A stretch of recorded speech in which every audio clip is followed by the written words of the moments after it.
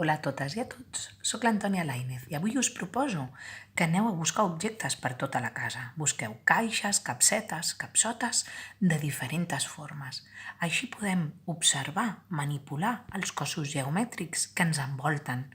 I a més, us proposo que els pugueu classificar. Observem els objectes que podem trobar dins de casa nostra i els podem classificar. Per exemple, el rotllo de paper de vàter s'assembla a un cilindre? Doncs el col·loco. Les boletes de Nadal s'assemblen a una esfera? Doncs el col·loco. I així anem classificant per semblances. Aquest medicament, la capseta d'un medicament, a quin cos s'assembla? A un prisma? Doncs el col·loco. També tinc una altra caixa.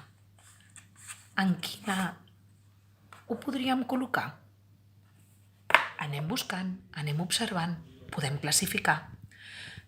Si no ens en sortim tots sols, podem demanar ajuda als germans grans, als pares. Segur que estaran disposats a jugar amb nosaltres. Aquest és el repte d'avui.